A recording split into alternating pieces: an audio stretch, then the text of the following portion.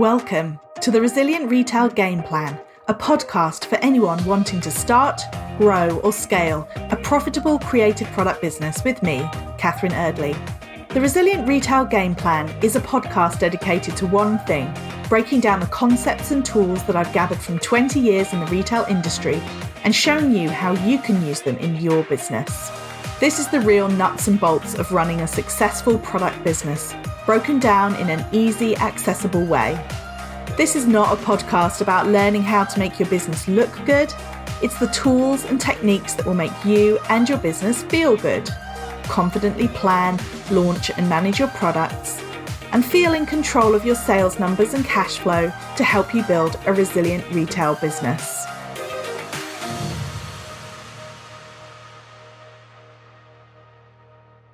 Welcome to the Resilient Retail Game Plan. Hi, I'm your host, Catherine Erdley, as well as the founder of the Resilient Retail Club, which is my membership group and mastermind for product businesses. You can find out more at resilientretailclub.com. Today, I'm so excited to be joined by Callie Russell. He is the founder of This Is Unfolded, and so much more, which he's going to tell you about in this episode. It's a really fascinating conversation all about how do we build sustainability into the fashion business and how do we change a model that is fundamentally flawed.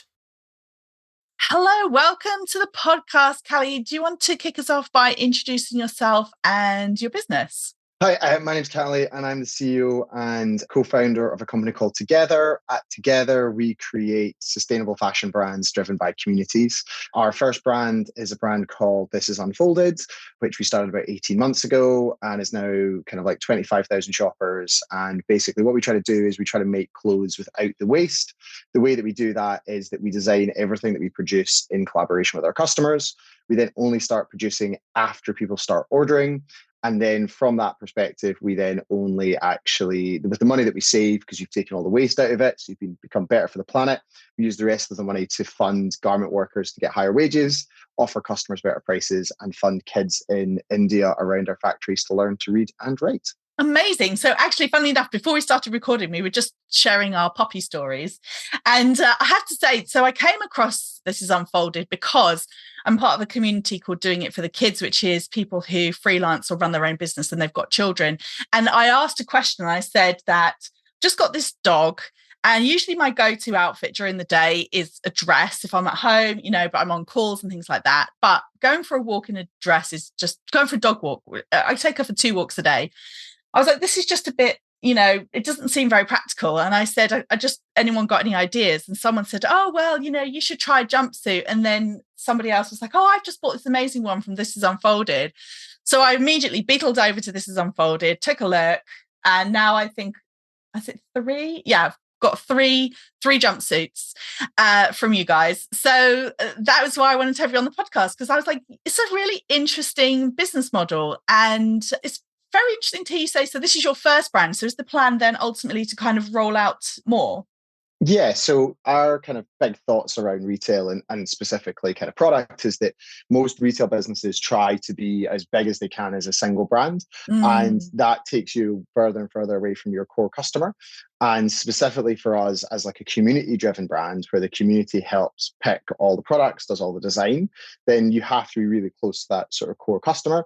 So our kind of long-term vision here is that we're not just trying to build one brand to like fundamentally change the fashion industry, is that we'll have to build lots, but we want to do that with partners. So it's finding people who have like amazing communities who are wrapped around a cause or wrapped around like a niche and enabling them to create their own brand for that sort of piece. And Unfolded was like our starting point of saying, does this work? Does this concept work? Does the technology work? And, we've proven that over the last kind of 18 months with what we've built. And we've got amazing customers like you that just absolutely love the brand. And, I've been filming like customer testimonial videos this week where, we asked our community. So we've got, nearly 4,500 women on Facebook who have bought from Unfolded and become like amazing advocates and drive the direction of the brand. And we asked them, does anyone want to help us kind of do some promo videos? And like 15, 20 of them volunteered like straight away. And we've been kind of going through that. And we've got these amazing women, and we call them the unfolders, who kind of set the direction and create that sort of product. Yeah. And we want this brand to be theirs. Like we'd never want it to feel like it's something different. So it'll always stay kind of relatively kind of condensed within that brand, and then we'll spin up other ones for other communities and other different types of customers for them to kind of build and kind of create their own through that. That's such an interesting point. I mean, because I've worked in the retail industry for 23 years now. I've worked for big, multi-billion pound retailers, and I've never heard anyone sort of articulate it in that way, but it makes so much sense. It's that if you want to build it around a community, it does have to be, I mean, it's not exactly niche. I wouldn't call Unfolded niche, but it's like a core community. So therefore, instead of trying to dilute the brand, it's like, can you then create another community that then is the brand is meaningful for them as well? The way that I kind of look about it and kind of talk about it. And before I did this, I used to help big retailers try to reduce their waste by kind of helping them understand the performance of products before they bought them and using data to try to drive performance changes for big fashion retailers. And in reality, most fashion retailers grow vertically. So they're kind of growing up and they're just kind of adding more and more SKUs into it to try to suck in more different types of customer types and appeal to more and more people. As they do that, you end up with, I look at it as like kind of like a tree. So that you're growing up the way. So you're getting further and further away from the customer, but then you're also getting wider in terms of the depth of products. Like it used to frustrate me massively when speaking to kind of like a retail business, and they'd be like, oh yeah, we've got 3,000 SKUs on the website. And it would be said with like this level of pride. And you're like, well, actually, no, that just means that you don't actually know what the customer wants in this part of the journey, and you're basically spread betting as much as you possibly can. Like it's the old retail principle that you make 80% of your money on 20% of the product. Like, well, actually, why don't we all, for the good of the planet, like let's stop making all the stuff that ends up being waste, and let's focus on just creating the 20%. Sort of thing like that as well. And to do that, you have to approach it differently. You have to look at it differently. You have to kind of build that piece out in a very, very different manner. Yeah, that's so fascinating. No, you're completely right. I mean, absolutely, I talk about the 80-20 rule all the time, but that's a really good point about in terms of reducing waste. So, okay, that's your background then. So you were working with retailers to basically to gauge from pre-sales or to gauge from their community what those bestsellers were going to be. We used to have our own community through a shopping app that had about 1.5 million people using that shopping app. And then we would use that to generate data and insights. We generated nearly 1 billion customer opinions to then help big retailers understand what was going to change and what wasn't going to change. And I think this is a really interesting point, which is that in my view, like big retailers, like big fashion brands are lying to you because they're telling you this is the only way that we can do this. This is the only way to buy clothes. When in reality, it's just the easiest way for them to operate. And because of that, they don't really care about the waste that is produced and the kind of the wages that they pay to garment workers and all these same sorts of different stages, because fundamentally it's a model that works for them. And our position on this is that now, with the way that the world is that we need to find a new model. Like we can't just continue to all operate the kind of the traditional wholesale model or the fast fashion model, or, we've made this super fast fashion model with Shein, is that fundamentally that kills the planet. Okay, right? But also it ends up creating a pretty boring and drab customer experience where it's just transactional. So actually for us, we're kind of saying we need to build a new model that's better for the customer, that's better for the planet, and it's better for the people who make the clothes. And the way that we've kind of looked to that and approached that is that it needs to be driven by community. It needs to look different. It needs to feel different. And you need to basically take apart everything that existed before and rebuild it in this new approach. Yeah, I love it. Love everything that you're saying.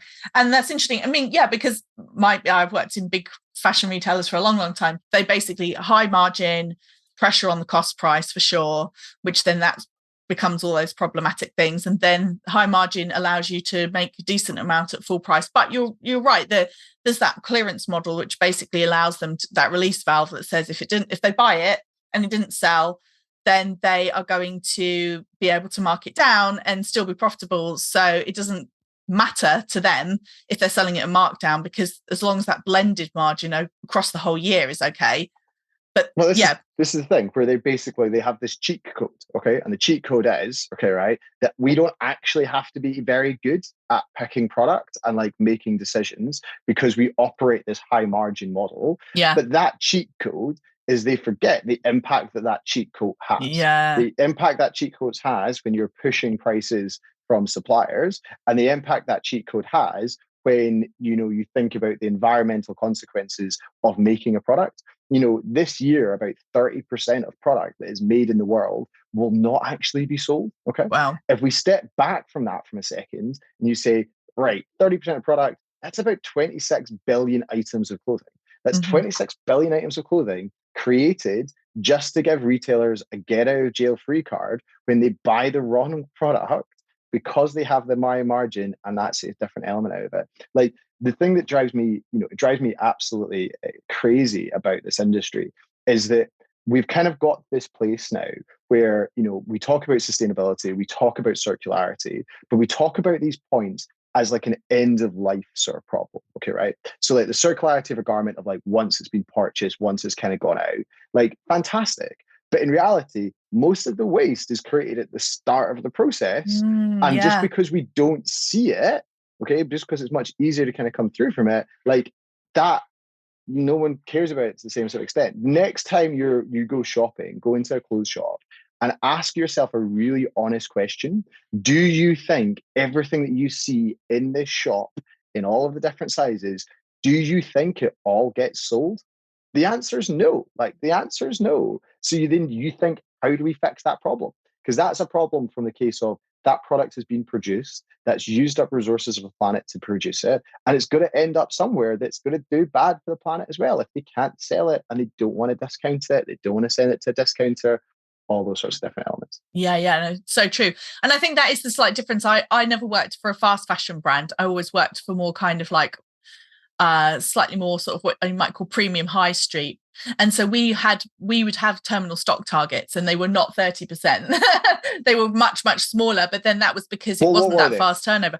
Well, it was usually like around 2 to 4% of inventory at the end of the season. They wanted that to be your terminal stock. And sometimes we hit that, sometimes we didn't. But, still, to your point, 2 to 4% is still a lot of garments. And that was, what percentage had you sold at a discount to get to that sort of piece, like in terms of how you were clearing that piece back out? Yeah, I mean, the goal was usually somewhere between 70 to 80% of full price, I think. But then it was different. It was a different model. It wasn't like that.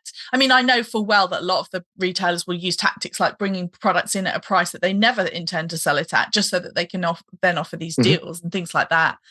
So I think that there are, different levels of predatory practices, and a lot of the fast fashion brands are very much up there at the worst. But I mean, everything you're saying makes complete sense, and that's what I find very fascinating about the brand as well. As you said, you've done it very differently, and your starting point is I love that. How do you not generate the 80% of products taking 20% of sales? How do you not generate those in the first place? So you've created that community pretty much from scratch then, or did you have an existing community that you tapped into, or we started with 100 women, which we'd kind of brought from another business, and that 100 women they helped design the first collection, they help us build that piece through, and where we are now. So for example, this week we were testing pajama concepts for later in the year, and we put in the community, here's like the concepts, here's the shapes, and here's the different prints. And we asked people for like 5 minutes of their time to go through the shapes, go through the prints, to pick which ones we think we should be doing, and which ones should go to sample.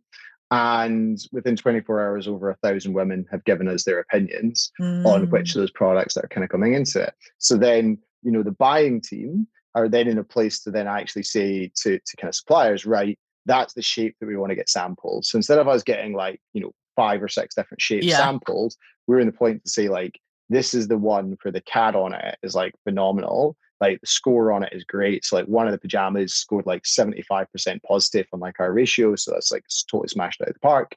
We've then used kind of like, our designers then dropped like 10 different prints on this different shape.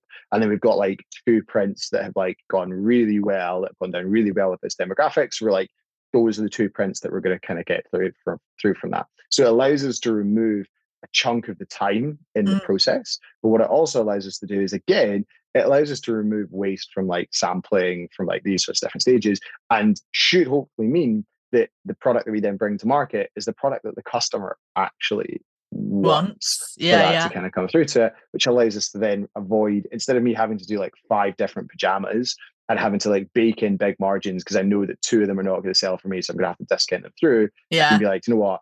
I'm only going to do 2 pajamas, but the 2 pajamas that I'm going to do are like phenomenal. Like we know people absolutely love them. And we've got within the community, there's already people who are like, I want to go buy that. I want to kind of have that one already. They're invested. They've put something of themselves into that Yeah. decision-making process. And it's like going further into that same sort of stage. So like all of our products are named after the customer who helped us design that product the most. So they've all got kind of customers' names. We do a customer photo shoot for every collection. Again, because we're not trying to do like, 100 products every season, we're kind of doing that 20%, that like 20 products, is that we can actually bring customers, do a full day photo shoot so that people can see the products on people like them, again, because it's the community sort of idea that kind of comes through from it, and they can understand those products, understand how all that kind of comes together. Just when you were saying that, I was thinking that then that whole idea about having different brands for different communities is genius, because the worst things, if you've got a super wide demographic and then you're asking, then must dilute the responses, right? If because one person will like one thing and one person will like the other. I think that's really fascinating. And it's one of those things that most people listening to the podcast will be a purpose-led small product business who gets everything that you're saying about waste. They started their business because they wanted to do something better for the planet and for people. And also they believe in the power of communities. So, but often where people find it difficult is to grow that community. So do you have any thoughts about how you were able to grow it so quickly in such a short time?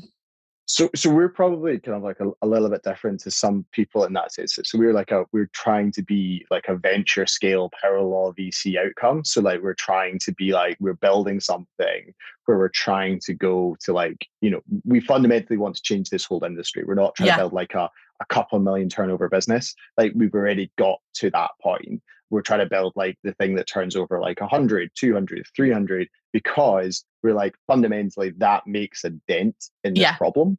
And it enables us to also, because a lot, we give quite a chunk of the savings we give to garment workers and kind of community like led projects around that sort of factory areas. So it allows us to fund more of that sort of piece for that to kind of come through. And we've funded I think now about 5,000 kids to learn to read and write that kind of comes through. So we're a little bit different in the sense of, we have investor capital in this business because like, we see that outcome, we see that sort of target piece. And that's not a path that is available to a lot of people. Yeah. And it's also not a path that a lot of people should go down, sort of thing like that as well. Because it's like not a lot of businesses can do that. So don't take that money if you can't do that for that. And you're not willing to live that sort of life.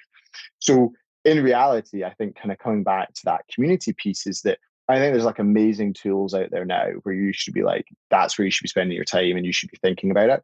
Like every business in reality splits into 2 core areas, is product and distribution. Okay, right? So like the first part of any business's kind of journey is like you need to make sure you've got a great product. Okay, right? Like you've got to get a product that resonates, a product that kind of comes through from it. And then the second piece is you need to figure out distribution. So, for us, like we invest heavily on like Facebook ads and like Instagram ads and like email marketing and like, these sorts of different stages, and asking our community to refer people into it.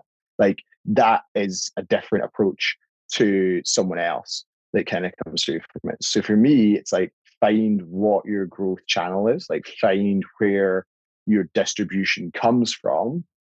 You don't have to, like, I find it fascinating. It's like you find loads of like small businesses that are trying to do like Facebook, Instagram, TikTok, and then like, oh, I'm going to do threads now. And you're like, if you're across all of these things and you're like one person, chances are you're not doing any of them particularly well. Okay, right? Because they're all different. They're all different nuances. They're all different approach through from it.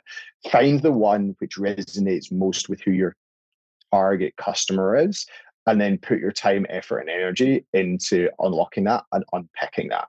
The way that I would look at that is probably find the social channel where your customer spends most of their time and figure out how to make great content for that and derive sales from that, either through organic or through paid, and connect that into a really great user experience when it comes to like email flows and these sorts of different pieces that kind of comes through from that. About 25% of our revenue comes from email flows, which once you've got them locked, rolling and working, is a really great sort of performance driver if you've got people coming through the site kind of capturing that. Yeah, for sure. And I think ultimately, fundamentally, what you're saying as well is going back to the product. I mean, I think that is why your model works so well, right? Because you've got this product that you know is really desirable to your customer. And then also, you know, as you said with the pricing, I mean, it's one of those things, it's often with sustainable fashion, people do struggle with the pricing because it just costs more to produce in a more sustainable way. So you've managed to keep it really reasonable. And was that always part of the thought process right from the get-go, to prove that it could be not only desirable, show growth, but also doesn't have to cost a huge amount of money? Yeah. So we went, like, going back to the very starting point, we worked with those 100 customers to really understand like their behaviors. And what we kind of learned was that people were willing to wait for clothes, because Unfolded, you've got to wait like 4 to 6 weeks. Like, that's the production sort of process. That's how we remove a chunk of the waste from the stages. Yeah. But they were willing to do that, but they weren't willing to pay more money for sustainable. So everyone rated themselves. Everyone said, I want to be more sustainable, like 5 out of 5. Okay, right. And we all want to get there, right? Okay, we all want to be more sustainable. But in the nature of your own house, when it's just you and the computer, you and the internet, if you are buying a product, then you can talk yourself into going for the cheaper, less sustainable thing. Because you're like, how bad can it be? Okay, right. How bad can buying from Zara be? How bad can buying from Boohoo be? Sort of idea. You need to make yourself comparable to that if you're going to succeed in a mass market sort of piece. The customer that's willing to spend more, it's a much smaller audience, and you can build great businesses there. But if you're going to go after like wider customer group, you have to accept there's a changeover in it. The customer then needs to accept one of two things: either it needs to cost more, or there needs to be a different trade-off. Our trade-off is the time. And what we learned from it is that there was enough people who were willing to accept the time trade-off compared to the price trade-off. And the way that we then looked at it and we kind of engineered it and worked through it was actually saying, do you know what? Fundamentally, sustainable fashion model for most people have just taken the same model of clothes production, which fundamentally isn't sustainable. And they have then just used ethical factories that then just use sustainable materials. And then that just means you're adding cost onto the top of it. And you've still got your markdowns, you've still got your terminal stock, you've still got these things that cost things, you've still got your returns in that mix. So you are just passing that on to the customer.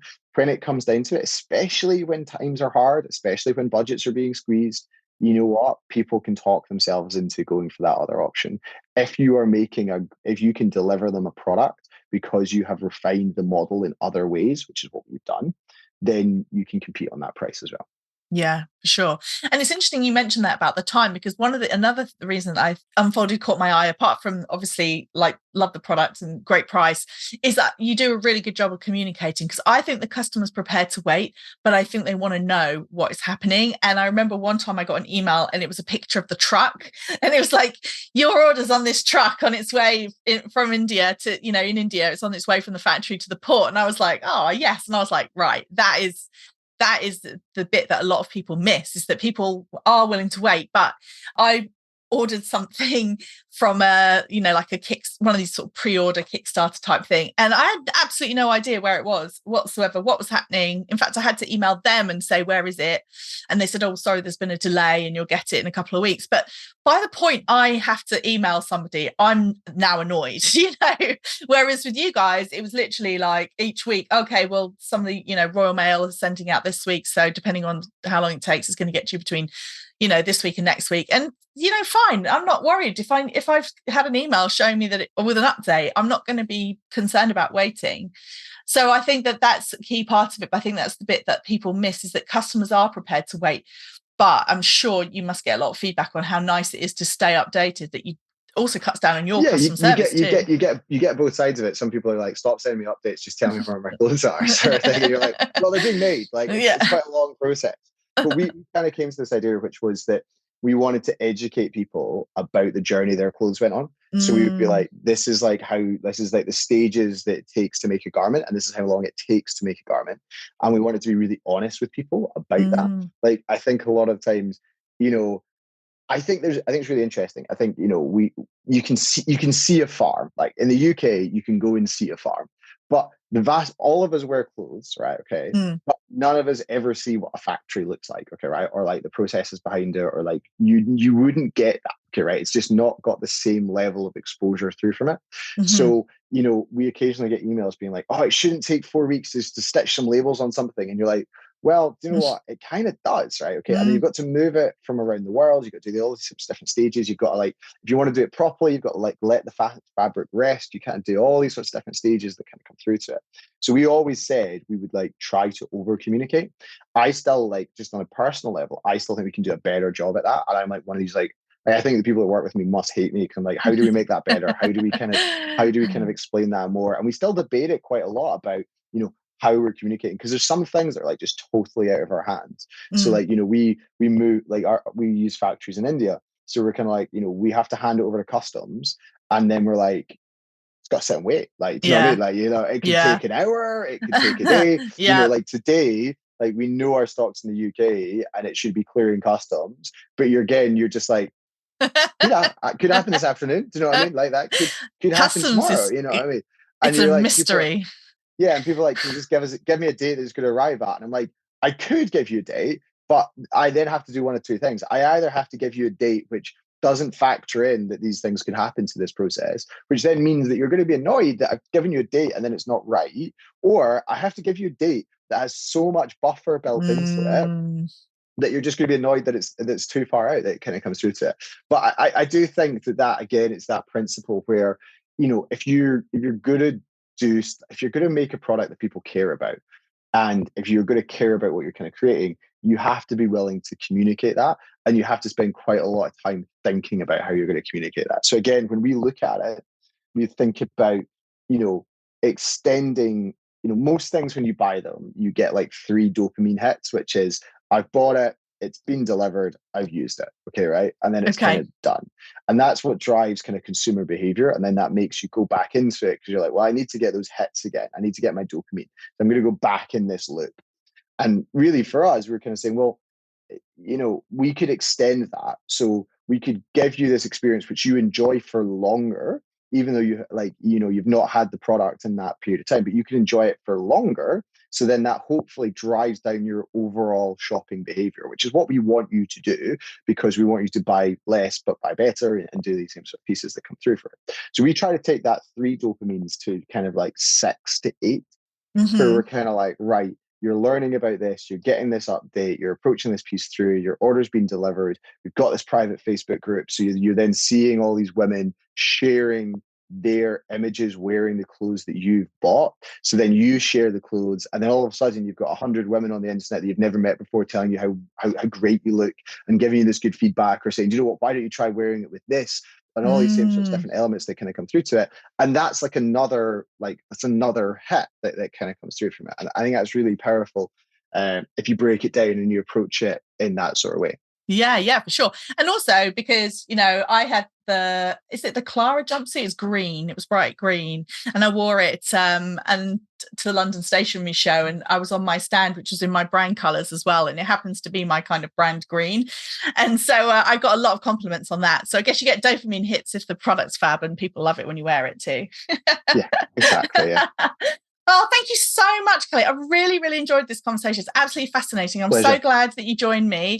I could tell it was a different model, but it's really, really good to hear you talk in detail about your philosophy and how you're aiming to change the whole industry, which I can't wait to see that happen. So what's next? Will there be another brand emerging soon? We'll see. We're gonna keep growing the Unfolded brand just now, and for anyone who's not given us a try, please do come and give us a try. We've got some product that's always on sale, some sort of basics that just kind of trades as like entry sort of product to the brand, and then we will do another brand at some point in the near future. But yeah, come and give us a try with Unfolded just now, and thanks so much for having us. Thank you so much for listening. What did you think of today's conversation? I feel like we covered some really important topics. I'd love to hear what you thought about them too. Why not head over to Instagram at Resilient Retail Club and let me know. If you have a moment to rate and review the podcast in Apple Podcasts, that would be amazing. I love to read your reviews and see what you think of the podcast. And of course, if you head into Spotify, you can rate the podcast within the app. And why not follow or subscribe, and you'll be the first to know about every new episode.